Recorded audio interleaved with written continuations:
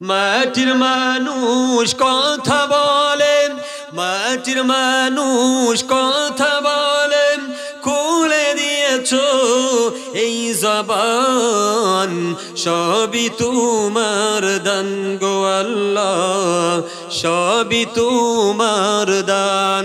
যে বিষয়টি বলতেছিলাম, তাবুকের যুদ্ধের জন্য ওমর রাদিয়াল্লাহু তাআলা আনহু, আবু বকর সিদ্দিক রাদিয়াল্লাহু তাআলা আনহু, এমন একটি সময় রে বাবা, তাবুকের যুদ্ধ সবচাইতে কঠিন অবস্থা ছিল, সবচাইতে দুর্দিন অবস্থা ছিল, সম্পদশালী ছিলেন না। এমন একটা সিজন মক্কা নগরে, মদিনা নগরে চলে আসলো রে বাবা, যেই সিজনটা হলো সবচাইতে মক্কা মধ্যে দামি যে ফসল সেটা হলো খেজুর, কথা ঠিক কিনা? এমন একটি সময় চলে আসলো রে বাবা, তাবুকের যুদ্ধে 1200 কিলোমিটার যেতে হবে, কোনো ঘোড়া নাই, উট নাই, এরকম তরবারিও নাই, যেগুলি তরবারি, যে কয়টা ঘোড়া, যে কয়টা উট, খুবই সংকীর্ণ। অনেক সাহাবী নিয়ে যাওয়া হবে, টাকা পয়সা নাই, এগুলি ক্রয় করা চাই। আল্লাহর নবী জনাবে আরবি মুহাম্মদ সাল্লাল্লাহু আলাইহি সাল্লাম সাহাবীদের উদ্দেশ্য করে বললেন, হে সাহাবীরা শোনো, তোমাদের যা আছে তাই তোমরা কি করো, যুদ্ধের জন্য দান করো। যারা এই যুদ্ধের জন্য দান করবে, আমি রাসূল তোমাদেরকে বলতেছি, আমার আল্লাহ রাব্বুল আলামিন জানিয়ে দিলেন, যারা এই যুদ্ধের জন্য দান করবে সাধ্য অনুযায়ী আল্লাহ রাব্বুল আলামিন তাদের জন্য জান্নাত দিয়ে দিবেন। সুবহানাল্লাহ। মুসলিম মোরা ঘুমিয়ে পড়েছি, মুসলিম মোরা ঘুমিয়ে পড়েছি, ডাকাত ঢুকিল ঘরে,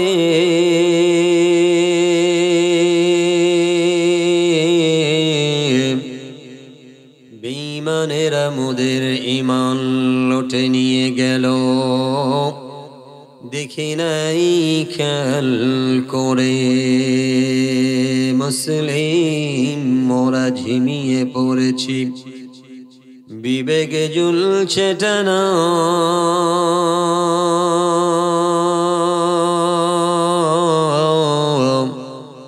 বামপন্থীরা মোদের ঈমান লুটে নিয়ে গেল, তাতে অন্তর কালা, লা ইলাহা, লা ইলাহা ইল্লাল্লাহ, লা ইলাহা, লা ইলাহা। কে দিল রে লতার গাছে, কে দিল রে লতার গাছে এত বড় কদু,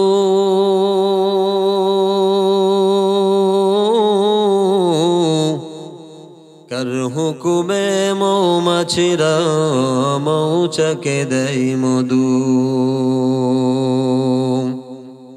কে দিল রে শিমুল গাছে, কে দিল রে শিমুল গাছে নরম নরম তোলা,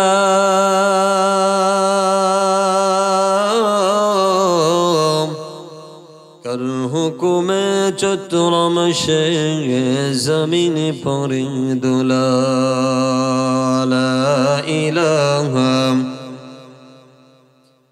লা ইলাহা ইল্লাল্লাহ, লা ইলাহা, ও লা ইলাহা ইল্লাল্লাহ, লা ইলাহা। জমিনের মালিক যেই আল্লাহ, আসমানের মালিক সেই আল্লাহ। জবান খোলো, জবান খোলো, জবান দারা ইল্লাল্লাহ, লা ইলাহা, ও লা ইলাহা ইল্লাল্লাহ, লা ইলাহা, ও লা ইলাহা ইল্লাল্লাহ, লা ইলাহা ইল্লাল্লাহ, মুহাম্মাদুর রাসূলুল্লাহ। সাল্লাল্লাহু আলাইহি ওয়াসাল্লাম আল্লাহর জমিনে যেই জায়গায় যেই মহল্লায় এরকম একটি তাফসীরুল কোরআন মাহফিলের জন্য আয়োজন যারা করবে, ওই এলাকাবাসী তাদের খুশ নসিব, তারা ভাগ্যবান এজন্যই। এবং ওই এলাকার আশেপাশে যত কবরস্থান আছে, ওই কবরস্থানে যত আল্লাহর বান্দা বান্দি শুয়ে আছে তাদের নসিব ভালো। আপনাদের এই পাশে রাস্তার উত্তর পাশে কবরস্থান আছে না নাই? এই জায়গায় এরকম অনেক লোক আছেন যার বাবা কবরে শুয়ে আছে, যার মা কবরে শুয়ে আছে, এবং বাবা এবং মা তাদের সম্পদগুলি আপনারা কি করতেছেন? ভোগ করতেছেন।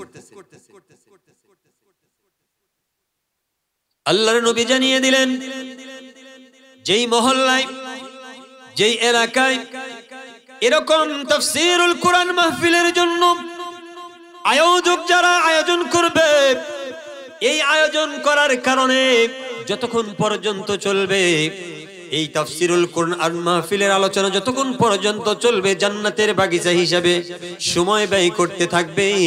দূর দূরান্ত থেকে যেই সমস্ত আল্লাহর বান্দা বান্দি, কোরআন প্রিয়, রসুল প্রিয়, যারা এই তাফসীরুল কোরআন মাহফিলে এসে এটেন্ড হবে, আলোচনাগুলি শুনবে, দাওয়াতের নিয়ত করে, আমলের নিয়ত করে তাওহীদের দাওয়াত প্রসারিত করার জন্য আমার আল্লাহ রব্বুল আলামিন রাসূলের জবান দ্বারা জানিয়ে দিলেন, আসার পথে যাওয়ার পথে আশেপাশে 40টি গ্রামের ভিতরে যত কবরস্থান থাকবে, 40 দিনের জন্য ওই সমস্ত কবরস্থানে যারা শুয়ে আছে আমার আল্লাহ তাআলা দয়া করে তাদের কবরের আযাব মওকুফ করে দিবেন। সুবহানাল্লাহ। এই মাহফিল করে লাভ না লোকসান হচ্ছে? কিন্তু দেখেন এই জায়গা আমাদের খুঁজে পাওয়া যাবে না, আমাদের খুঁজে পাওয়া যাবে না। কিন্তু জুমার দিন, ঈদের দিন জানা যায় ঈদগাহ ময়দানে টুপি, দাড়ি বা দাড়ি কমও যদি থাকে, পাঞ্জাবি পরে সামনের কাতারে আমাকে পাওয়া যায়, আছে না নাই? এখন খোঁজেন, পাশেই তো বাজার, ওই বাজারে দেখেন এর চাইতে হাজারো গুণ লোক বেশি আছে। এ জায়গায় যারা আসছে তারা পাগল, আপনারা যারা আসছেন সবটি পাগল। কার পাগল? রাসূলের পাগল, আল্লাহর পাগল। আল্লাহু আকবার। আর ওই জায়গায় যারা আছে এটা বাদ দিয়ে যতক্ষণ থাকবে চলবে, এটাকে বাদ দিয়ে নিবে, তারা শয়তানের পাগল। কথা ঠিক না ভুল? কিচ্ছু করার নাই, বিষয় খেয়াল করা চাই। আজকে আমার বাবা নাই, আপনার বাবা নাই, জনম দুঃখিনী মা, আপনার জনম দুঃখিনী বাবা, জনম দুঃখিনী মা কবরে শুয়ে আছে, অনেকটা কষ্ট করে টাকা পয়সা উপার্জন করে সন্তানের জন্য রেখে গিয়েছে, এরকম আছে না নাই? বাবার সম্পদ নিয়ে রে বাবা, ও যুবক ভাই শুনো, বাবার সম্পদ নিয়ে আজকে দুনিয়ার জমিনে আমি অট্টালিকা, দুনিয়ার জমিনে আজকে আমি প্রতাপশালী হয়ে গেলাম, মানুষের সামনে গাড়ি নিয়ে চলতেছি, বুক ফুলিয়ে চলতেছি, টাকা পয়সার কোনো অভাব নাই। কিন্তু আমার জনম দুঃখিনী বাবা নিজে না খেয়ে, আমার মা কষ্ট করে টাকা কলি আমার জন্য রেখে গিয়েছে, আপনাদের জন্য রেখে গিয়েছে, যারা এতিম সন্তান বসে আছেন। আজকে বাবার কবরটা কোন হালতে আছে? ওই বাবা, জনম দুঃখিনী বাবা, কবরের ভিতরে তার কি অবস্থা? তোমার আমার ওদিকে চিন্তা ফিকির করার সময় নাই, কিন্তু তোমার আমার চিন্তা ফিকির করার সময় ওই জায়গায়, যেই জায়গায় টাকা ব্যয় করলে আমার তোমার কবিরা গুনাহ হবে। কথা ঠিক কিনা? যেই জায়গায় সময় দিলে বাবা তোমার জন্য আমার জন্য জাহান্নামের টিকিটগুলি প্রশস্ত হতে থাকবে, জান্নাতের দরজাগুলি বন্ধ হতে থাকবে, আমরা ওই জায়গায় সময় দিব, যেই জায়গায় সময় দিলে আমার বাবা কবরে শান্তি পাবে, আমার জনম দুঃখিনী মা কবরে শান্তি পাবে, ওই জায়গায় আমার ফেস খুঁজে পাওয়া যায় না, এরকম আছে না নাই? চিন্তা ফিকির তোমার করা দরকার আছে না নাই? আজকে তুমি দুনিয়ার জমিনে তোমার বাবা মার সম্পদ নিয়ে সারা দুনিয়াতে তুমি বিলাসিতা করতেছো, মসজিদের বারান্দায় তোমাকে পাওয়া যায় না, মসজিদের ভিতরে খুঁজে পাওয়া যায় না, তাফসিরুল কোরআন মাহফিলের ভিতরে তোমাকে খুঁজে পাওয়া যায় না। এরে যুবক, তোমার বাবা টাকা তোমার জন্য রেখে গিয়েছে, ওই টাকাগুলি তুমি ওড়াচ্ছ। একদিন তোমারও সময় আসবে যখন তুমি কবরে শুয়ে পড়বে, তোমার সন্তান আদি তারাও তোমার মতন টাকাগুলি ওই খারাপ পথে ব্যয় করবে কি করবে না? কথা কি বল না ঠিক? বাবা যদি নামাজি হয়ে যায়, সন্তান বেশিরভাগই নামাজি হয়, ঠিক কিনা? কারণ হলো আমরা কৃষক মানুষ, আমরা এটা উপলব্ধি করতে পারি, সহজেই বুঝতে পারি। সে বিষয়টি হলো আমরা এখন এই যে আমাদের অত্র এলাকাগুলি দিয়ে সুন্দর সুন্দর রোয়াগুলি গাড়া হচ্ছে, জায়গায় থেকে আল্লাহ তাআলা দয়া করে ধান দিবে, এই ধানের ভিতরেও কিন্তু চিটাও থাকবে। কথা ঠিক কিনা? ধানের ওজন একটা, চিটার ওজন আর একটা। ধান বিক্রি করা হলে বর্তমান বাজার 1600 থেকে 1700 টাকা মন, কিন্তু এক মন চিটা বাজারে যদি নিয়ে যাওয়া হয় তার দাম মাত্র 50 টাকা থেকে 100 টাকা হতে পারে বা কমও হতে পারে। কথা ঠিক কিনা? কারণ চিটা যাবে আগুনে, ধানগুলি যাবে গোলায়। চিটা কোথায় যাবে? আগুনে। আর ধান গোলায় যাবে। ওগুলি সুন্দর করে মেহনত করে সিদ্ধ করে আবার মেশিন দিয়ে উপরের আবরণটা ছুটিয়ে আবার সুন্দর চকচকা বানিয়ে ওটা আমরা খানা খাবো, শুকরিয়া আদায় করবো কার? আর ওই চিটাগুলি কোথায় দিবেন? সাবধান রে বাবা, যুবক ভাই শুনে নাও, পর্দার আড়ালে ও মা জনীরা, শুধু তোমরা এ জায়গায় আসবার চলে যাবা তা কিন্তু হবে না। অন্তর দিয়ে খেয়াল করে শুনবে, যতক্ষণ পর্যন্ত তাফসীরুল কোরআন মাহফিলের আলোচনা চলবে, কোরআন ও হাদিস থেকে চিন্তা ফিকির করে আলোচনাগুলি শুনবে, কিভাবে নিজেকে তৈয়ার করা যায়। এই দুনিয়া তো আমাদের জন্য ধোঁকা, এই দুনিয়াটা আমাদের জন্য একটা পরীক্ষার স্থান। কথা ঠিক কিনা? চিটা যদি ওই আগুনে যায়, ও বাবা, ও যুবক ভাই, দুনিয়ার জমিনে তোমার আমল যদি ছুটে যায় তাহলে তুমি চিটা হয়ে যাবে। চার স্টলে বসে যদি তুমি আনন্দ উল্লাস করো তাহলে তুমি চিটা হয়ে যাবে, এবং ওই চিটা তোমার জন্য জাহান্নাম ছাড়া আর কোনো রাস্তা হবে না। ঠিক কিনা? এটা কি দিছে দেখেন তো, এটা কি? পানি, তাই না? এটার ভিতরে আছে পানি। আচ্ছা, এই পানির বোতলটার দাম কত? 20 টাকা, তাই না? এই পানির বোতলের দাম 20 টাকা। এখন আমি উপরের আবরণটা ছুটিয়ে দিলাম বা একটু সামনের দিকে ঢাললাম, তার মানে ভিতরে পানি আছে। এখন এই পানিটা শেষ হয়ে গেলে এই বোতলের দাম কত পড়বে বাবা? কষ্ট করে একটু জবান খুলবেন, জবান না খুলে তো ভালো লাগবে না। আর যত মুখটা বন্ধ রাখবেন শয়তানে তত ধোঁকা দিবে। শয়তানে কি দিবে? ধোঁকা দিবে। এখন এই জায়গায় যদি আমল করার জন্য এসে শয়তানের ধোঁকা পড়ে যদি আমার আমলটাই নষ্ট হয়ে যায় তাহলে বাসায় ঘুম পাড়া ভালো। কথা কি ঠিক না ভুল বললাম? তাহলে বাসায় ঘুম পাড়া ভালো। কষ্ট করে যেহেতু এসেছেন জান্নাতের আঙ্গিনায়, জান্নাতে বসে আছেন, যতক্ষণ পর্যন্ত বসে থাকবেন কোনো গুনাহ হবে না। কি হবে না? গুনাহ হবে না। কিন্তু আবার দেখেন, মজলিসে বসে যদি কোরআনের আলোচনা না শুনে কথা বলেন তাহলে কবিরা গুনাহ হবে। কি হবে? সাবধান, কবিরা গুনাহ হবে। বাবাজি, আমি কিছু বাবাজিরে দেখতেছি কথা বলতেছেন, বাবা পায়ে ধরে বলি, বাবা গুনার কাজ করবেন না। কারণ আমি যদি কথা বলি কোরআনের কথা শুনতেছি না, তার মানে কোরআনকে অপমান করা হচ্ছে। আমি বসে আছি, রাসূলের আদর্শের কথা বলতেছে, রাসূলের জবান বলতেছে, হাদিসের ইবারতগুলি বলতেছে, অর্থগুলি বলতেছে, অনুবাদ করতেছে, আমি ওটা শুনতেছি না, আমি কথা বলতেছি, বাবা আপনার গুনাহ হবে। কি কারণে? যে কোরআন এবং সহিহ হাদিস, দুনিয়াতে এর চাইতে দামি কোনো জিনিস আছে? সর্বপ্রথম কোরআনের সংবিধান, কোরআন হলো আমাদের আদর্শ, আমাদের পথ চলার গাইড। আর এটা প্রকাশ করেছেন কে? আল্লাহর হুকুমে আল্লাহর নবী জনাবে আরবি মুহাম্মদ সাল্লাল্লাহু আলাইহি সাল্লাম। এজন্য বাবা জান্নাতের বাগানে বসছেন, কষ্ট হলেও চুপ, আর দৃষ্টি থাকবে বক্তার দিকে, এবং কথাগুলি যাচ্ছে এই কথাগুলি আপনি কান দ্বারা শ্রবণ করবেন। এটার জন্য আল্লাহ তাআলা দলিল দিয়েছেন, ওয়ালাকাদ যারানা লিজাহান্নামা কাসীরাম মিনাল জিন্নি ওয়াল ইনস লাহুম কুলুবুন লা ইয়াফকাহুনা বিহা ওয়া লাহুম আ'য়ুনুন লা ইবসিরুনা বিহা ওয়া লাহুম আযানুন লা ইয়াসমাউনা বিহা উলাইকা কাল আন'আমি বাল হুম আযাল উলাইকা হুমুল গাফিলুন। আল্লাহু আকবার। আল্লাহর জমানে যেটা বলা হয়েছে সেটা মানতে হবে, যদি না মানেন গুনাহ হবে, ঠিক কিনা? যদি আপনি বাদ দেন, কথাগুলি যদি আপনি মনে না নেন, নিজের মন করা যদি বলেন এই কথাগুলি আমি শুনবো না, কাফের হয়ে যাবেন। কোরআনের সংবিধানের থেকে, কোরআন থেকে একটি আলিফ বাদ দেওয়ার ক্ষমতা আপনার আমার নাই, জবর নুক্তা বাদ দেওয়ার ক্ষমতা নাই। এজন্য আল্লাহ যেটা জানিয়েছে সেই মোতাবেক আমাদের চলা দরকার আছে না নাই? তো যে বিষয়টা বলতেছিলাম, এই বোতলে পানি আছে বিদায় 20 টাকা দাম, আর এটা যখনই পানি শেষ হয়ে যাবে খালি বোতলের দাম কত? দাম নাই, একেবারে লুজার। তার মানে 50 পয়সা এরকম নিতে পারে কি, বা 1 টাকা ধরেন, একটা দাম ধরেন, 1 টাকাই ধরেন। কেজি কত? 20 টাকা কেজি। খেয়াল করবেন, আমি কথাগুলি বলতেছি, খেয়াল করবেন।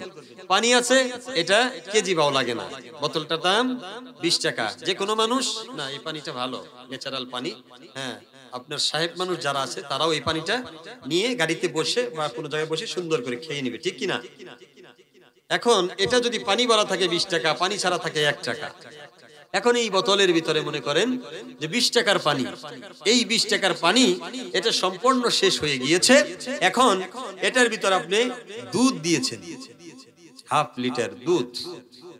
এখন এটার দাম কত হবে? কত? 40 টাকা। মাশাআল্লাহ, কথা বললে ভালো হয়, তাহলে আমি বুঝতে পারবো। চেষ্টা করবো আপনাদেরকে একটা কথা দুইটা কথা বোঝানোর জন্য।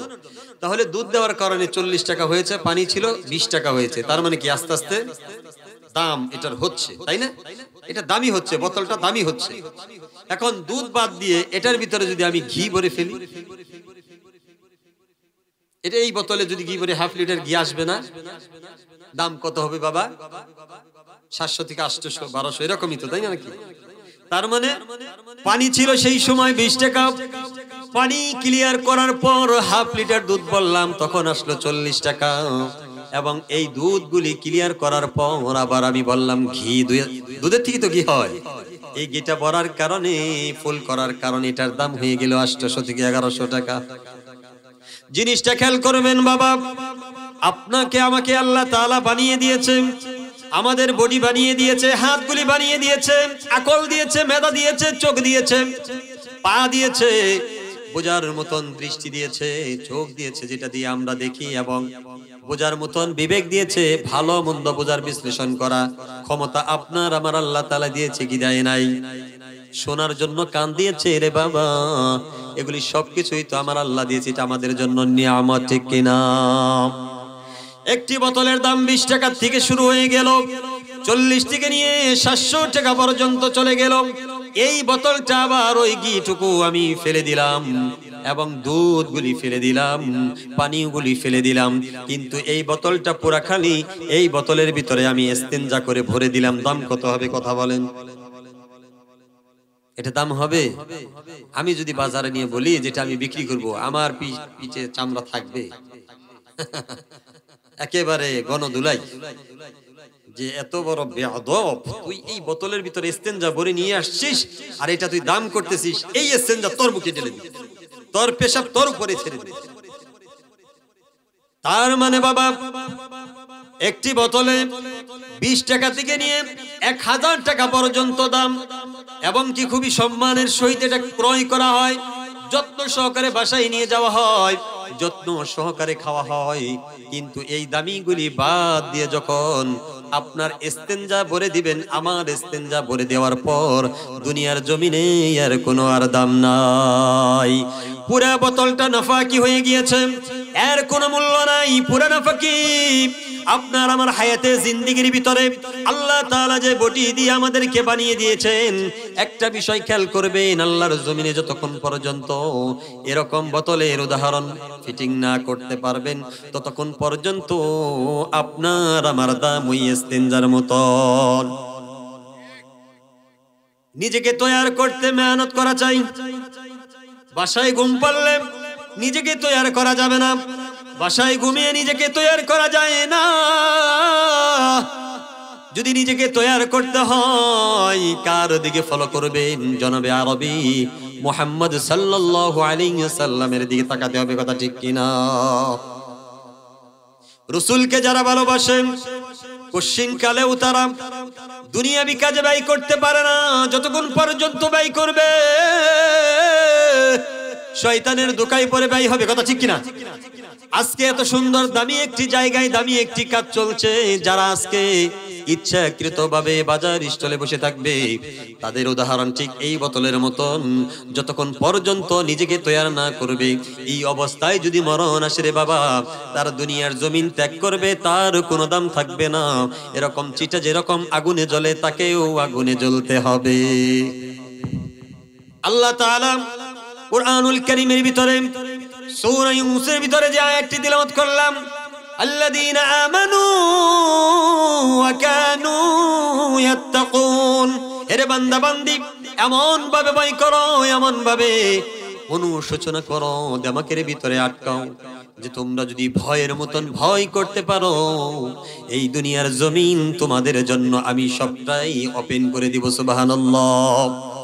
তোমাদের ভিতরে যদি ভয়ের মতন ভয় কাজ করে, তাহলে আমি তোমাদের বন্ধু হয়ে যাব। কি হয়ে যাবে? আমার আল্লাহ যদি বন্ধু হয়, দুনিয়ার সমস্ত মানুষ আমার শত্রু, আমার কোনো ক্ষতি করতে পারবে? ক্ষতি করতে পারবে? তাহলে আল্লাহ তাআলাকে বন্ধু যদি বানাতে হয়, তাহলে আমাদের মেহনত দুনিয়ার জমিনে করা দরকার আছে না নাই? হ্যাঁ, দরকার আছে না নাই? এজন্য আমাদের মেহনত করতে হবে রে বাবা। আল্লাহ তাআলার জন্য জানাইলেন, আল্লাযীনা আমানু ওয়া কানু ইয়াত্তাকুন লাহুমুল বুশরা ফিল হায়াতিদ দুনিয়া ওয়া ফিল আখিরাহ লা তাবদীলা লিকালিমাতিল্লাহ যালিকা হুয়াল ফাওজুল আযীম। আল্লাহু আকবার। আল্লাহ রাব্বুল আলামিন কুরআনুল কারীমের ভিতরে জানিয়ে দিলেন, লাহুমুল বুশরা বাশশারা ইউবাশশিরু, আল্লাহর জমিনে যারা আল্লাহকে মানে, ভয়ের মতন যারা ভয় করে, রাসূলের আদর্শ, রাসূলের ইত্তেবা, রাসূলকে অনুসরণ অনুকরণ করে চলে, আমার আল্লাহ রাব্বুল আলামিন জানিয়ে দিলেন ওই সমস্ত বান্দা, শুধু বান্দি বাদ দিয়ে নয়, এ জায়গায় বান্দার কথাও এসেছে, বান্দীদের কথাও আমার আল্লাহ তাআলা তুলে ধরেছেন। আল্লাহর জমিনে যারা ভয় করবে আমার আল্লাহকে, রাসূলের আদর্শ অনুযায়ী যারা ভয় করবে, আমার আল্লাহ তাআলা ডাক দিয়ে বললেন, ও বান্দা বান্দি শুনে নাও, বুঝে নাও, জেনে নাও, তোমরা যদি এই পন্থায় দুনিয়াতে চলবে, যতদিন চলবে, আমার হুকুমে যদি এই ভয়টা তুমি ধরে রাখতে পারো এবং রাসূলের আদর্শ অনুযায়ী যদি চলতে পারো, আমি আল্লাহ রাব্বুল আলামিন দুনিয়া ও আখিরাত তোমাদের জন্য ওপেন করে দিব। লাহুমুল বুশরা ফিল হায়াতিদ দুনিয়া ওয়া ফিল আখিরাহ, দুনিয়া দিব এবং আখিরাতও দিব। আল্লাহু আকবার। আল্লাহ রাব্বুল আলামিন যদি আমাদেরকে দুনিয়া ও আখিরাত দিয়ে দেয়, তাহলে আপনি আমি সফলতা অর্জন করতে পারলাম। আর যদি এটা না করতে পারি রে বাবা, হায়াতে জিন্দেগি 1000 বছর দুনিয়াতে বেঁচে থাকেও কোনো লাভ হবে না। চিন্তা করে দেখো না, কবরে কি যাইবা না। চিন্তা করে দেখো না, কবরে কি যাইবা না। যেই কবরে আল্লাহ ছাড়া বন্ধু তুমি পাইবা না। আল্লাহ ছাড়া কবরে কোনো বন্ধু আছে? যেই কবরে আল্লাহ ছাড়া বন্ধু তুমি পাইবা না। চিন্তা করে দেখো না, কবরে কি যাইবা না। জবান খুলতে পারবেন না? বলেন দেখি। চিন্তা করে দেখো না, কবরে কি যাইবা না। চিন্তা করে দেখো না, কবরে কি যাইবা না। যেই কবরে আল্লাহ ছাড়া বন্ধু কেহ থাকবে না। যেই কবরে আল্লাহ ছাড়া বন্ধু কেহ থাকবে না। চিন্তা করে দেখো না, কবরে কি যাইবা না।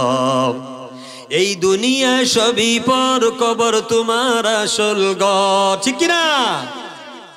এই দুনিয়া সবই পর, কবর তোমার আসল ঘর। কেমনে সেটাই থাকবে পরে, কেমনে সেটাই থাকবে পরে, শুধু মাটির বিছানা। এই জায়গায় যারা বসে আছেন বাবা, একটু চিন্তা করেন, ফিকির করেন। আমি সহ ফিকির করব বাবা। আমার গায়ে জামা আছে, শীত লাগতেছে, অনেকের পায়ে মোজা দিয়েছেন, কানে মাফলার লাগিয়েছেন, টুপি দিয়েছেন, চাদর জ্যাকেট পরেছেন। একটু চিন্তা করেন, চোখটা বন্ধ করে বাবা। কবরে যে শুয়ে আছে আমার মা, আমার বাবা, তাদের কবরে কি আছে? বিছানা আছে, দিয়ে এসেছেন, দেওয়া যায় না রে বাবা। হাজার হাজার কোটি টাকা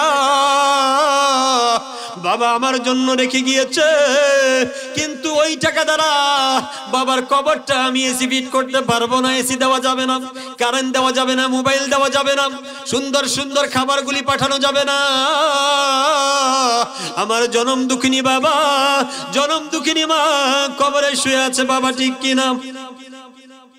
এগুলি আমরা চিন্তা ফিকির করি না, এগুলি কখনো আমার মাথা দ্বারা ধরে না। যাদের চুলগুলি পেকে গিয়েছে রে বাবা, না জানি কখন মালাকুল মউত এসে হাজির হয়ে যায়। কুল্লু নাফসিন যায়িকাতুল মউত আইনামা তাকুনু ইউদরিকুমুল মাউত ওয়ালাউ কুনতুম ফি বুরুজিন মুশাইয়াদা। আল্লাহ রাব্বুল আলামিন কুরআনুল কারীমের ভিতরে জানিয়ে দিলেন, এরে বান্দা বান্দি, কিসের তোমার এত অহংকার, কিসের তোমার দাপট, কি দ্বারা তুমি বাহাদুরি করতেছো? এই বাহাদুরি তোমার থাকবে না, এই দাপট তোমার থাকবে না। কত দাপটওয়ালা মানুষ ছিল দুনিয়ার জমিনে। আমি ফেরাউনকে পাঠিয়েছিলাম, নমরুদকে পাঠিয়েছিলাম, উতবা সাইবা এদেরকে পাঠিয়েছিলাম। এরা দাপট নিয়ে চলেছে, কোরআনের বিরোধিতা করেছে, রাসূলের বিরোধিতা করেছে। এদের হালত আমি আল্লাহ তাআলা কি করেছি তোমাদের সামনে প্রকাশ করে দিয়েছি কি দেই নাই? প্রকাশ করা হয় নাই। এজন্য চিন্তা করতে হবে বাবা, আল্লাহ রাব্বুল আলামিন দুনিয়ার জমিনে পাঠিয়ে দিয়েছেন। অহংকার, তাকাব্বুরি, মাতাব্বুরি এটা আমাদের সাথে যাবে না, আমাদের সাথে যাবে কোরআনুল কারীমের আমল। এজন্য বলা হয়েছে, এই দুনিয়া সবই পর, কবর তোমার আসল ঘর। বলেন, এই দুনিয়া সবই পর, কবর তোমার আসল ঘর। কেমনে সে তাই থাকবে পরে শুধুই মাটির বিছানা, কেমনে সে তাই থাকবে পরে মাটির শুধু বিছানা। চিন্তা করে দেখো না কবরে কি যাইবা না, চিন্তা করে দেখো না কবরে কি যাইবা না। যেই কবরে আল্লাহ ছাড়া বন্ধু কেহ থাকবে না, যেই কবরে আল্লাহ ছাড়া বন্ধু কেহ থাকবে না। চিন্তা করে দেখো না কবরে কি যাইবা না।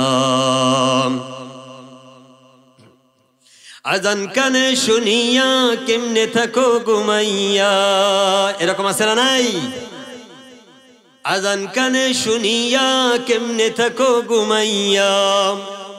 যেরকম বাবা তাফসীরুল কুরআন মাহফিলের আয়োজন, কত মানুষগুলি দেখেন চার স্টলে বসা আছে না নাই? বাড়ির ভিতরে দেখেন টেলিভিশন ছেড়ে দিয়ে বসে আছে। তোমার কানে যখন আজান যায় মসজিদে তোমাকে খুঁজে পাওয়া যায় না। তুমি টুপি নিয়ে যদি ওই রমজানের প্রথম রোজায় এসে বলো মুসল্লি, মসজিদে একদিন তুমি হাজিরা দিয়ে যদি বলো মুসল্লি, কোশ্চিন কালেও তুমি মুসল্লি না, কথা ঠিক কিনা? তুমি ঈমানদার না। আল্লাহ তাআলা কোরআনুল কারীমের ভিতরে জন্য দলিল দিলেন, আল্লাযীনা আমানু ওয়া কানু ইয়াত্তাকুন। যাদের অন্তরে ভয় তারা নামাজ ছেড়ে থাকতে পারবে। যাদের অন্তরে ভয় কবরের কথা তাদের বেশি স্মরণ হবে। যাদের অন্তরে ভয় দুনিয়ার জমিনে কারো উপর অন্যায় করবে না। যাদের অন্তরে ভয় কাউকে গালিগালাজ করবে না, কারো উপর ক্ষমতাও দেখাবে না, পাওয়ার দেখাবে না। অন্তরে কবরের ভয় ঢুকে গিয়েছে, তার স্মরণ হয়ে যায়, না জানি কখন মালাকুল মউত আমার কাছে চলে আসে, না জানি নিঃশ্বাস বন্ধ হয়ে যাবে। কবরে কোনো বন্ধু নাই, বান্ধবী নাই, আদরের বিবি খুঁজে পাওয়া যাবে না, আদরের সন্তান খুঁজে পাওয়া যাবে না। যাদের জন্য হাজার হাজার কোটি কোটি টাকা ব্যাংক ব্যালেন্স হারাম খেয়ে আমি দুনিয়ার জমিনে রেখে গিয়ে এসেছি। এরকম করে কি করে না? অনেক চাকুরা এরকম আছে রে বাবা, একটা সাইন নিয়ে 1 কোটি টাকা মেরে দেয়। অনেক সচিব এরকম আছে, একটা সাইন নিয়ে 50 লক্ষ মেরে দেয়। অনেক এসপি এরকম আছে, একটা সাইনের বিনিময়ে 1 কোটি মেরে দেয়। অনেক এমপি আছে এরকম, এক সাইনের ভিতরে এরকম মেরে দেয়। অনেক চেয়ারম্যান আছে এরকম মেরে দেয়। অনেক মেম্বার আছে, অনেক মাতাব্বর এরকম আছে না নাই? একথা যদি বলি মনে কষ্ট লাগলে কিছু করার নাই। কোরআনের সংবিধান যেটা বলা আছে সেটা বলা ফরজ, সেটা মানা ফরজ, তার উপরে সাপোর্ট দেওয়া আমাদের সকলের জন্য ফরজ, কথা ঠিক কিনা? এখন যদি আপনি জবান বন্ধ রাখেন, আপনি আবু জেহেলের উত্তরসূরি, আপনি কথা যদি না বলেন আপনি আবু জেহেলের উত্তরসূরি। আর এই কথাগুলি যদি আপনি লুকিয়ে যান, আলেম যদি লুকিয়ে যায়, দুইজনেই আবু জেহেলের উত্তরসূরি তওবা ছাড়া মৃত্যুবরণ হলে। ومن لم يحكم بما أنزل الله فأولئك هم الظالمون ومن لم يحكم بما أنزل الله فأولئك هم الفاسقون। আল্লাহ তাআলা কোরআনুল কারীমের ভিতরে জানিয়ে দিয়েছে রে বাবা, এটা আপনার জবানের কথা নয়, এটা আমার জবানের কথা নয়। আল্লাহর হুকুমে জবান খুলেছে, কিন্তু কোরআনের আয়াতের অনুবাদে যেটা রাসূল প্রকাশ করে গিয়েছে, এটা আপনার জবান দ্বারাও বলা ফরজ, আমার জবান দ্বারাও বলা ফরজ। এই আমলের উপরে, এই কথার উপরে আমল করাও ফরজ এবং সাপোর্ট দেওয়াও ফরজ। এজন্য এই জায়গায় বলা আছে, আজান কানে শুনিয়া কেমনে থাকো ঘুমাইয়া, আজান কানে শুনিয়া কেমনে থাকো ঘুমাইয়া, কবরের আযাবের কথা একটু স্মরণ করো না, কবরের আযাবের কথা একটু স্মরণ করো না, চিন্তা করে দেখো না কবরে কি যাইবা না, চিন্তা করে দেখো না কবরে কি যাইবা না, যেই কবরে আল্লাহ ছাড়া বন্ধু তুমি পাইবা না, যেই কবরে আল্লাহ ছাড়া বন্ধু তুমি পাইবা না, চিন্তা করে দেখো না কবরে কি যাইবা না। কবর সর্ব অবস্থায় রেডি আছে, কিন্তু আমরা কবরের কথা ভুলে গিয়েছি। এটাও একটা দলিল আল্লাহ রাব্বুল আলামিন কোরআনুল কারীমের ভিতরে বাবা জানিয়ে দিলেন। সূরাতুত তাকাসিরের ভিতরে, সূরাতুত তাকাসিরে আল্লাহ রাব্বুল আলামিন জানিয়ে দিলেন, আলহাকুমুত তাকাসুর হাত্তা যুরতুমুল মাকাবির, আলহাকুমুত তাকাসুর হাত্তা যুরতুমুল মাকাবির। দুনিয়ার জমিনটা পেয়েছি, আনন্দ উল্লাস পেয়েছি, মজা পেয়েছি, মনে যা চাই তাই করতেছি, অট্টালিকা করার জন্য মনে যেটা চাবে সেটাই করব, তাতে কার ক্ষতি হোক তাতে কার লস হোক এগুলি দেখার আমার কোনো টাইম নাই। কিন্তু আমার সম্পদ চাই, আমার টাকা চাই, আমার অট্টালিকা চাই, আমি যেন ভালোভাবে চলতে পারি, এজন্য দুনিয়াটাকে আমি পুরো একেবারে কভার করে নিতে চাই, ঠিক কিনা? আল্লাহ তাআলা কোরআনে জানাইলেন, আলহাকুমুত তাকাসুর হাত্তা যুরতুমুল মাকাবির। বান্দা বান্দি শুনো, তোমার যদি এই তাগাদা থাকে, তোমার অন্তর দ্বারা যদি এই কাজ থাকে, একদিন তুমি ভুল বুঝতে পারবে, তোমার অনুশোচনা হবে। কিন্তু যেই সময় তুমি অনুশোচনা করবে, যদি মরণের পর তোমার অনুশোচনা হয়, তাহলে তোমার ঠিকানা জাহান্নাম। কবরে যাবার পরে রে বাবা, ওই সময়টা যদি অনুশোচনা করা কোনো দাম নাই। তাবলীগের সাথীতে মুরব্বীরা এজন্যই বলেন, দু জায়গায় তোমার ভুল ধরা পড়বে, একটা হলো সফর, আরেকটা হলো কি কবর। একটা হলো সফর, আরেকটা হলো কবর। সফর যত করব তত শিখব, কিন্তু কবরে যাওয়ার পরে ভুল আসবে, শিখার কোনো কায়দা নাই। আছে? তাহলে তো ছুটি নেওয়া যাইতো কবর থেকে, নেওয়া যাইতো না? দুনিয়া ত্যাগ করে চলে আসছি, হাজার হাজার কোটি টাকা রেখে আসলাম, আরে মাদ্রাসায় একটা টাকা দিলাম না, মসজিদেও একটা টাকা দিলাম না, সব টাকা এগুলি আমার, কিন্তু একটাও আমার না। এই টাকাগুলি কি আমার? কথা বলেন না কেন? বুঝেন না আমার কথা? আপনার পকেটে যে টাকা আছে এগুলি আপনার? আমার গায়ে যে পোশাক আছে, টাকা আছে, এগুলি কি আমার? যতক্ষণ পর্যন্ত আপনার নিঃশ্বাস চলছে ততক্ষণ পর্যন্ত আপনার টাকা আমার, যতক্ষণ নিঃশ্বাস চলবে ততক্ষণ পর্যন্ত এগুলি আমার, ঠিক কিনা? এটা আমি দাবি করতে পারবো। নিঃশ্বাস বন্ধ হলেই এগুলি আর আমার না। আপনার নিঃশ্বাস বন্ধ হলেই তখন আর এই টাকাগুলি কার না? আপনার না। কিন্তু দেখবেন মানুষ, আমরা ইমানদার হিসাবে দাবি করি, কিন্তু আমাদের ইমান কতটুকু মজবুত। যেই সময় মাদ্রাসা, মসজিদ কিছু টাকা যদি কালেকশনের জন্য বলা হয়, হুজুরকে আমি এখনই কালেকশন করবো না, বোঝানোর জন্য বলতেছি বাবা, তাহলেই তখন কি করে না, হুজুর টাকা শুরু করছে, ভিক্ষা শুরু করছে, তাড়াতাড়ি ওঠে। এখন আর ওয়াজ নাই, কিচ্ছু নাই, জায়গা। প্রধান বক্তা যখন আসবে আবার শুনে যে প্রধান বক্তাও কি কালেকশন করবে, যদি কয় সেও করবে, তাহলে বাসায় যায় ঘুম পাড়িয়ে। মানে কত চালাক, এরকম আছে না নাই? কিন্তু আমি আগে যে প্রসঙ্গটা বললাম, তাইলে সেই চালাক না সে সবচাইতে বোকা? হ্যাঁ, যে সম্পদ নিয়ে বাসায় ঘুমালেন, আপনি যদি ফজরের সময় আর জাগনা না পান, কার জন্য রাখছেন? বিবির জন্য। কার জন্য রাখছেন? ছেলের জন্য। ওটা আপনিও রাখছেন, আমিও রাখছি। যেই সময় কবরে আমার সন্তান মাহফিলে আসে না, আমার সন্তান যে চার স্টলে বসে আছে, আমার সন্তান হুন্ডা নিয়ে, পোলাপান বন্ধু বান্ধব নিয়ে ওই বিভিন্ন হোটেলে যে খানা খাচ্ছে, আনন্দ উল্লাস করছে, নামাজ তো দূরের কথা, আজানই শুনতে পারে না। আজান কখন হইছে এখন আরো ডিস্টার্ব করতেছে। কি সুন্দর ক্যারামের দাগ দিছি, ক্যারামের টোকা খেলতেছি, ব্যাডমিন্টন খেলতেছি, আনন্দ উল্লাস করতেছি, এখন এই আজান দেওয়ার কারণে আমার বক্সটা বন্ধ করা লাগছে। এটা কি শুরু করছে? এরকম লোক আছে না নাই? আপনি কি চালাক হয়েছেন? এমন সন্তান দুনিয়াতে রেখে গিয়েছেন যেই সন্তান থাকার কারণে যতদিন থাকবে এই বদদিনী হালতে, ততদিন কবর শুধু আযাবই হবে আপনার। দেখি আপনি চালাক না বোকা? বাবারা রাগ হচ্ছে? রাগ হবেন না বাবা। যে কোনো সময় অ্যাক্সিডেন্ট হতে পারে কি পারে না? খালি রুট অ্যাক্সিডেন্টে যে মানুষ মারা যাবে এটা কিন্তু না। মালাকুল মউত যখনই আসবে আল্লাহর হুকুমে।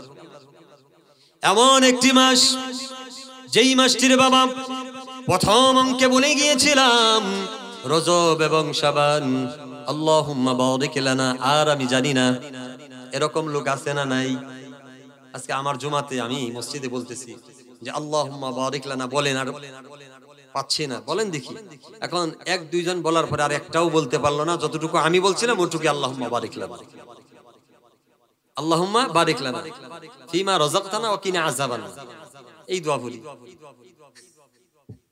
এটা কি আমাদের জন্য বিশাল বড় একটা কষ্টের কথা না? যেই মাসটি আল্লাহ রাব্বুল আলামিন এত দামি হিসাবে ঘোষণা করলেন, এই মাসটা কি রকম দাম? আল্লাহর হাবিব জনাবে আরবি মুহাম্মদ সাল্লাল্লাহু আলাইহি সাল্লাম এই মাস সম্পর্কে, রজব সম্পর্কে, শাবান সম্পর্কে সাহাবীদেরকে বললেন, এরে সাহাবা শোনো, রজবের চাঁদ তোমার দৃষ্টিতে যখনই আসবে সঙ্গে সঙ্গে তুমি এই দোয়াটা পড়তে থাকবে। কার কথা? আজকে রাসূলের কথা আমাদের খেয়াল নাই। রাসূল যেটা আমাদের শোনাইছে সেটা আমরা মুখস্থ করি নাই। ইমাম সাহেবকে বলবো, ইমাম সাহেব নামাজের পরে এটা তেলাওয়াত করবেন, আমাদেরকে বলাবেন, ঠিক কিনা? এরকম মুসল্লি মসজিদে খুঁজে পাওয়া যায় না। আমার মসজিদের ভিতরে বাবা এ পর্যন্ত একদিনও কেউ বলে নাই ইমাম সাহেব এই দোয়াটা পড়েন। আমরা তো মুখস্থ করতে পারি নাই, দাঁতগুলি পড়ে গিয়েছে, মুরব্বি হয়ে গিয়েছি। এখন যদি আপনি বলেন শুনে শুনে তাও চেষ্টা করব আমল করার জন্য। অথচ দেখেন বাবা কত বোকার কাতারে পড়ে আছি, যেই দোয়াটা দ্বারা আপনার যত ঝামেলা রয়েছে, বিপদ রয়েছে, অভাব অনটন রয়েছে, অসুস্থতা রয়েছে, নেক হায়াতের জন্য দরখাস্ত করেন আল্লাহ তাআলার কাছে। এই দোয়া দ্বারা সবকিছু আমার আল্লাহ আপনার সামনে দিয়ে দিবে। এখন আমল তো করা চাই।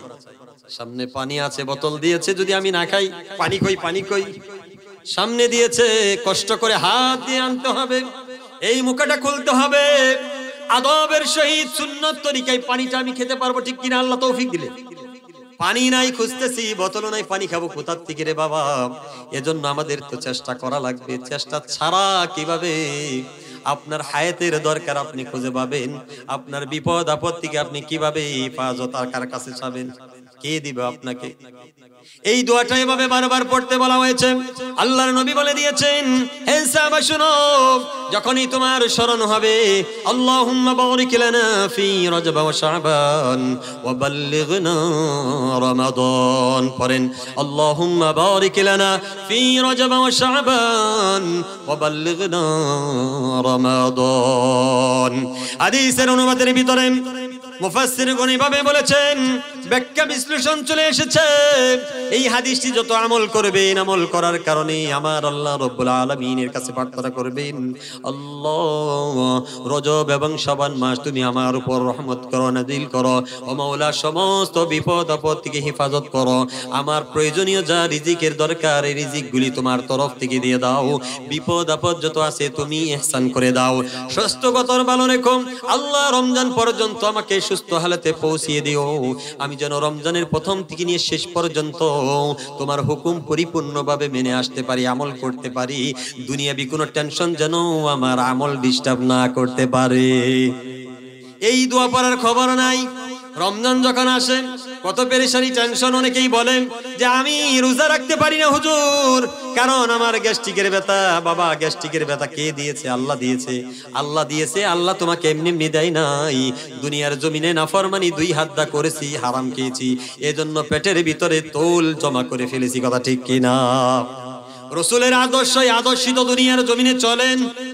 গ্যাসের ব্যথা আসতেই পারে, আমার আল্লাহ ইহসান করবে। সুস্থতা রাখার মালিক আমার আল্লাহ যদি হয়ে থাকে, অসুস্থতা করার মালিকও আমার আল্লাহ।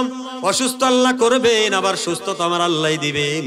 দুনিয়ার এমন কোন কারো ক্ষমতা নাই যে আপনাকে ইচ্ছাকৃতভাবে অসুস্থ বানাবে। আবার অসুস্থ হয়েছেন, ইচ্ছা করলেই ধরে আপনাকে সুস্থতা করে দিবে, যদি আল্লাহ না দেয়। ঠিক কিনা? তাহলে কেন আমল যদি পরিপূর্ণতা আপনার আমার ভিতরে না আসে, কোশ্চিন কালেও আমার আল্লাহর বন্ধু আমি হতে পারবো না, আপনি হতে পারবেন না। আল্লাহ রাব্বুল আলামিন কুরআনুল কারীমের ভিতরে জানিয়ে দিলেন, এরে বান্দা বান্দি শুনে নাও, বুঝে নাও, আমি যে তোমাদের কতটুকু বন্ধু, আমি ভালোবাসি। তোমরা যদি একটু কোরআনের দিকে দাপিত হয়ে যাও, তাহলে তোমরা সেটা উপলব্ধি করতে পারবে।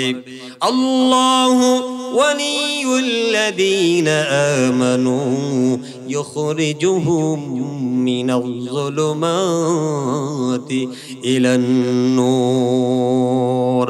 আমার আল্লাহ চাই তার বান্দা বান্দি সকলকে এই আলোর পথে নিয়ে আসতে, যেন আমার কোনো বান্দা বান্দি গুনার পথে না গিয়ে শয়তানের ওয়াসওয়াসা না পড়ে, আলো থেকে যেন মাহরুম হয়ে যেন অন্ধকারে না যায়। আল্লাহ সর্বহালতে বান্দাকে ডাকে, আলোর দিকে আসো। কিন্তু আমরা চাই, আলো আমাদের ভালো লাগে না। আলো যদি ভালো লাগতো, এই জান্নাতের বাগানে আমাকে পাওয়া যেত। আমাদের তো অন্ধকার ভালো লাগে। কথা ঠিক কিনা? অন্ধকারে থাকলে গুনাহ করা যায়, অন্ধকারে থাকলে মজা নেওয়া যায়। ঠিক কিনা? অন্ধকারে যত থাকবো তত নাফরমানি কাজ আমার দ্বারা হয়ে যাবে। যখন আলোর পথে চলে আসবো, তখন তো নাফরমানি কাজ আমার দ্বারা হবে না। ঠিক না? যারা অন্ধকারে আছেন দেখেন গা, রাস্তাঘাটে অনেক রকম চলাফেরা করেন। বিশেষ করে বর্তমানে শীতের সিজনে ডাকাতি চুরি হয় কি হয় না? এটা হয় না? শুধু এই গুনাহটা না, অন্যান্য গুনাহগুলি হয়ে যায়। আর সবচাইতে বেশি আলেম ওলামাদের নজরে এই শীতের সিজনে পড়ে মানুষ। কারণ আলেম ওলামারা তাওহীদের দাওয়াত দেওয়ার জন্য এক দেশ থেকে আরেক দেশ, এক ডিস্ট্রিক্ট থেকে আরেক ডিস্ট্রিক্ট, রাত 1টা নয়, 2টা নয়, 3টা পর্যন্ত বেজে যায় রে বাবা। এই কনকনে শীতের মধ্যে অনেক সময়, কালকের আগের দিনও কালিহাত থেকে একটি মাহফিল শেষ করে আসার পথে দেখলাম আমার 2টা যুবক ভাই এমন ভাবে রাত 2:30 বাজে রাস্তা দিয়ে হাঁটতেছে। আমরা নিজেরাই ক্লান্তিবোধ হয়ে যাচ্ছি, কিন্তু এই শীত তাদেরকে পায় না। 2:30 2টার সময় রাস্তাতে যুবক ঘুরে মানে কি? কোন জায়গায় মনে হয় বিরিয়ানি খাওয়াবো, এটা কি মানে? পোশাক আশাক যদি দেখতাম যে না সুন্নত লেবাসে, তাহলে যে কোনো মাহফিল থেকে আসতেছে। এবং আমাদের গাড়ির লাইট দেখে উল্টা বড় চোখ করে তাকায় যে কয়জন কি আছে না আছে। তার দান্দা কি বুঝতেছেন কি? তার দান্দা হলো অস্ত্র। হ্যাঁ, পাইল মতন পাইলেই যা আছে সম্মান দেয়া যায়। এক একটা রাত আমাদের কাছ থেকে চলে যাবে, আফসোস করা লাগবে। কিভাবে আফসোস করব? নিঃশ্বাস যেই সময় বন্ধ হয়ে যাবে, এই রাত্রটা আর খুঁজে পাওয়া যাবে না, এই সময়টা আর খুঁজে পাওয়া যাবে না। এজন্য বাবা চিন্তা ফিকির করে আমাদের চলা দরকার আছে না নাই? আল্লাহর জমিনে আল্লাহর বরত্বের গুণগান গাওয়ার জন্য, আল্লাহর জমিনে আল্লাহর বরত্বের দাওয়াত দেওয়ার জন্য আমাদের মেহনত করা দরকার আছে না নাই? বুখারী শরীফের একটি হাদিস থেকে ছোট্ট একটি ঘটনা টানবো। এরে আল্লাহর বান্দা শুনে নাও, বুঝে নাও। বুখারী শরীফের হাদিসে আসছে 3464 নম্বর হাদিসে আবু হুরায়রা রাদিয়াল্লাহু তাআলা আনহুর বর্ণনা। নবী করিম সাল্লাল্লাহু আলাইহি সাল্লাম বলেছেন যে বনি ইসরাইলের আমলে এরকম 3টি লোকের কথা উল্লেখ করা হয়েছে। কি রকম 3টি লোক? এটা ছোট্ট একটি ঘটনা আমি বলে শেষ করব। তারপরে আপনারা একটু চিন্তা ফিকির করবেন, এই দুনিয়াটা আপনাকে আমাকে কিভাবে আক্রমণ করেছে। আর এই দুনিয়া যদি ছাড় না দিতে পারেন তাহলে আপনি আমি দুজনেই ক্ষতিগ্রস্ত হয়ে যাব। বনি ইসরাইলের আমলে এই তিনটি লোক এরকম ছিল রে বাবা। তিনটি লোকই খুব দরিদ্র ছিল, দুর্বল ছিল। ছিল একজন লোক টাকওয়ালা ছিল, আরেকজন লোক একেবারে বিশ্রী কালো ছিল।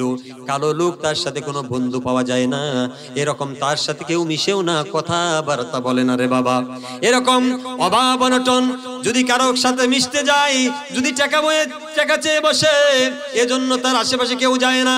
এই বেচারা আল্লাহ রব্বুল আলামিনের কাছে বলে, মওলা এমন কালো তুমি বানিয়ে দিয়েছো এই আল্লাহর জমিনে, তোমার এই জমিনে কোনো তোমার বান্দা আমার সাথে ভালোভাবে কথা বলে না রে মওলা, কেন আমাকে এতটুকু কালো মিসমিসি বানিয়ে দিয়েছো। এই লোকটি এরকম আল্লাহ রব্বুল আলামিনের কাছে ফরিয়াদ জানালো। দ্বিতীয় নাম্বার লোকটি, ওই লোকটি অভাবী, মাথা টাকওয়ালা, তার দেখতে ভালো দেখা যায় না, তার সাথে কোনো যুবক বন্ধুত্ব করে না। তিন নাম্বার লোকটি হলো অন্ধ, চোখে দেখে না, অন্যের সাহায্য ছাড়া সে চলতে পারে না। এই তিনটি লোক যখন আল্লাহ রাব্বুল আলামিনের দরবারে প্রার্থনা করলেন, আমার আল্লাহ রাব্বুল আলামিন তার বান্দাকে পরীক্ষা করার জন্য রহমতের ফেরেশতা মানুষ বেশে পাঠিয়ে দিলেন। এরে ফেরেশতা যা, আমার এই বান্দাগুলি কি চাই তাদেরকে সবকিছু দিয়ে আস, আমি তাদেরকে পরীক্ষা করব, তাদের মনটা কতটুকু আমার প্রতি সহানুভূতি দেখায় এটা আমি দেখব। যখন ওই রহমতের ফেরেশতা ওই বান্দাদের সামনে চলে গেলেন, প্রথম বান্দার কাছে গিয়ে বললেন, তোমার কি হয়েছে, কেন মনে তোমার দুঃখ, চোখের পানি কেন? তখন পুরা বিস্তারিত বলার সঙ্গে সঙ্গে রহমতের ফেরেশতা তার ফেজের সাথে হাত মিলিয়ে দিল। আমার আল্লাহ রব্বুল আলামিন তার কালো চেহারা সুন্দর করে দিল। সুবহানাল্লাহ। যেই সময় চেহারার ফেসটা সুন্দর হয়ে গেল বাবা, সঙ্গে সঙ্গে ওই কালো লোকটা ডাক দিয়ে বলল, এরে আল্লাহর বান্দা শুনে না, অনেক দিন যাবত আমার এই চেহারা ভালো ছিল না, মানুষ আমার সাথে মিশে নাই, কিন্তু আমি অনেক অভাবী, এজন্য তোমার আল্লাহর কাছে তুমি দোয়া করো আমার জন্য, আমি আল্লাহর কাছে যাব। এরে আল্লাহর বান্দা, তোমার দ্বারা আল্লাহ তাআলা আমার ফেসটা সুন্দর করে দিয়েছে, যদি আমার আল্লাহ আমাকে যদি কিছু সম্পদ দিত তাহলে দুনিয়ার জমিনে আমার আর অভাব থাকতো না, ঠিক কিনা?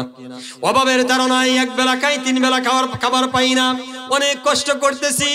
রহমতের ফেরেশতা এই হাদিসের ব্যাখ্যায় আসতেছে, ওই প্রথম ব্যক্তি গর্ভবতী উটুনি বা গর্ভবতী গাভী চেয়েছিল, তাকে একটি গর্ভবতী গাভী দেওয়া হলো। ওই গাভীর থেকে শত শত হাজার হাজার আমার আল্লাহ রব্বুল আলামিন তাকে সম্পদশালী বানিয়ে দিল। সুবহানাল্লাহ। দ্বিতীয় ব্যক্তির কাছে যেই সময় গেলেন, যাওয়ার সঙ্গে সঙ্গে একই কথা, ওই ব্যক্তির মাথায় আল্লাহ রব্বুল আলামিনের রহমতের ফেরেশতা হাত বোলালো, সঙ্গে সঙ্গে মাথায় চুল গজিয়ে গেল।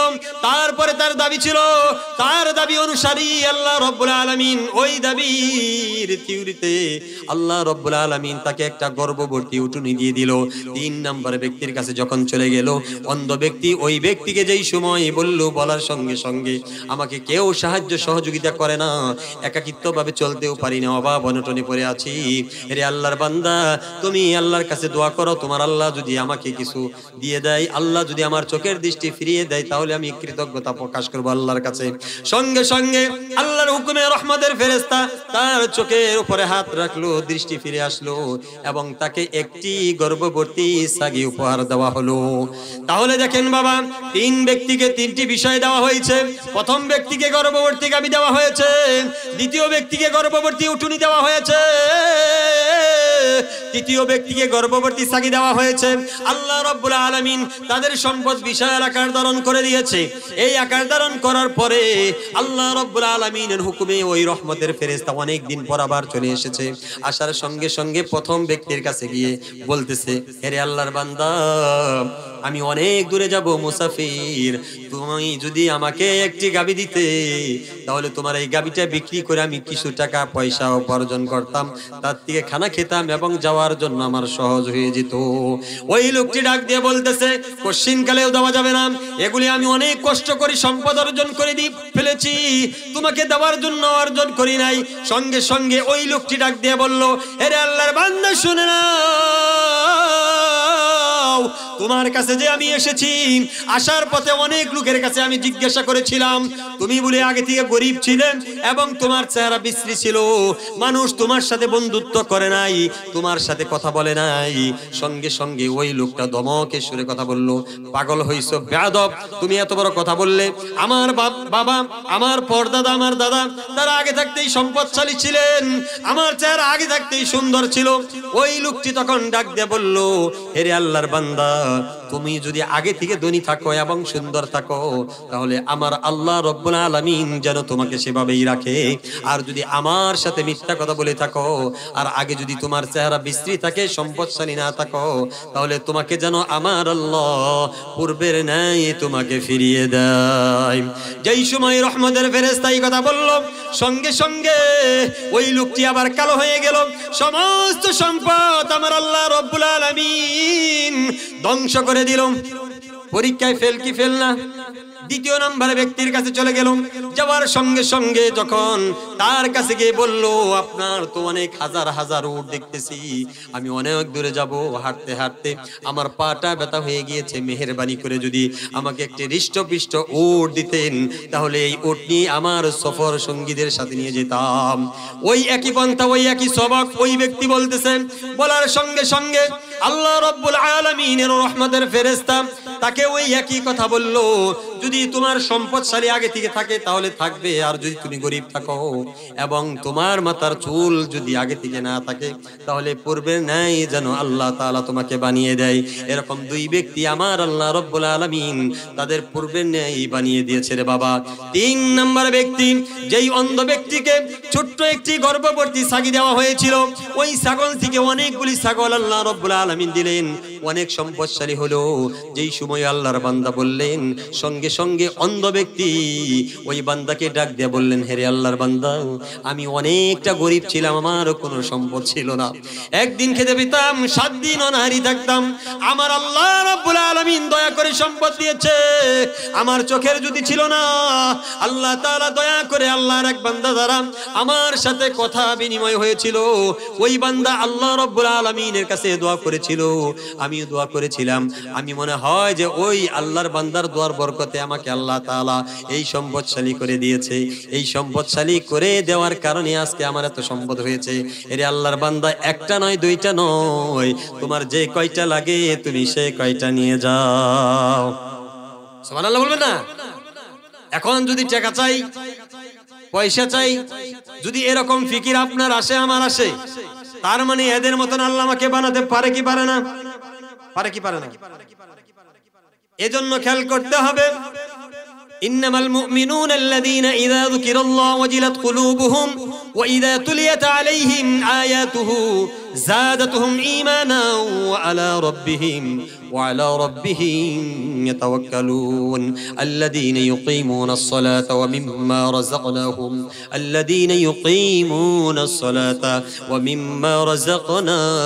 ইউনফিকুন। আল্লাযীনা ইউকিমুনাস সালাত, আল্লাহর হুকুম, ওয়া মিম্মা রাযাকনাহুম, রিজিক দিয়েছে কে? সম্পদশালী মালিককে। এটা কাকে দেওয়া হয়েছে? আপনাকে, আমাকে দেওয়া হয়েছে, কথা ঠিক কিনা? আল্লাযীনা ইউকিমুনাস সালাতা ওয়া মিম্মা রাযাকনাহুম ইউনফিকুন।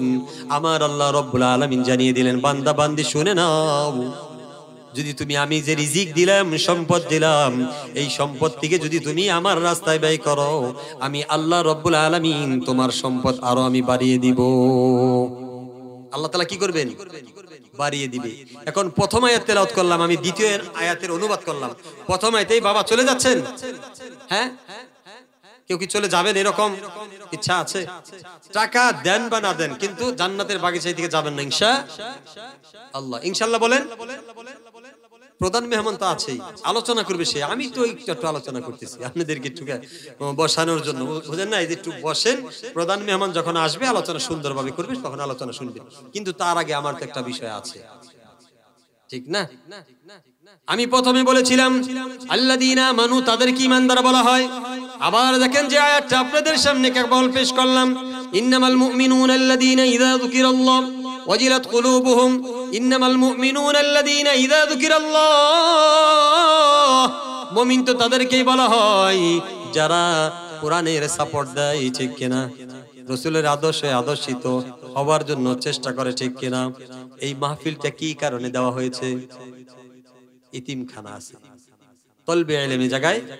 খায়রুকুম মান তাআল্লামাল কুরআন ওয়া আল্লামা, রাসূলের হাদিস, তোমাদের মধ্যে সর্বোত্তম ওই ব্যক্তি যে কোরআন শিখে এবং যে শিক্ষা দেয়, ঠিক কিনা? এই জায়গায় কোরআন শিক্ষা দিচ্ছে, আবার কোরআন শিখতেছে। এই কোরআন শিক্ষা দেওয়া হচ্ছে এবং শিখতেছে, এই প্রতিষ্ঠানের জন্য আমাদের মেহনত করা দরকার আছে না নাই?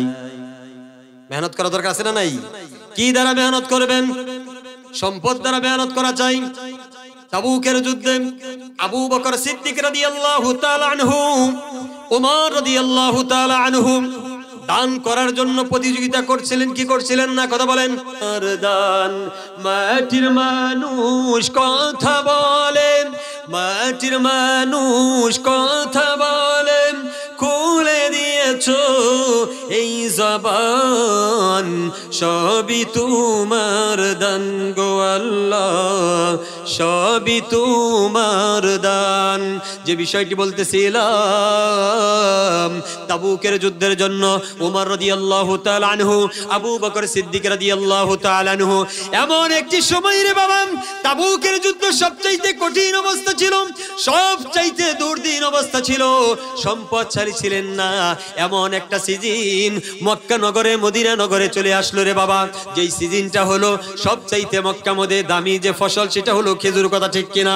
এমন একটি সময় চলে আসলো রে বাবা, তাবুকের যুদ্ধে 1200 কিলোমিটার যেতে হবে, কোনো ঘোড়া নাই, উট নাই, এরকম তরবারিও নাই, যেগুলি তরবারি, যে কয়টা ঘোড়া, যে কয়টা উট, খুবই সংকীর্ণ। অনেক সাহাবী নিয়ে যাওয়া হবে, টাকা পয়সা নাই, এগুলি ক্রয় করা চাই। আল্লাহর নবী জনাবে আরবি মুহাম্মদ সাল্লাল্লাহু আলাইহি সাল্লাম সাহাবীদের উদ্দেশ্য করে বললেন, হে সাহাবীরা শোনো, তোমাদের যা আছে তাই তোমরা কি করো? যুদ্ধের জন্য দান করো।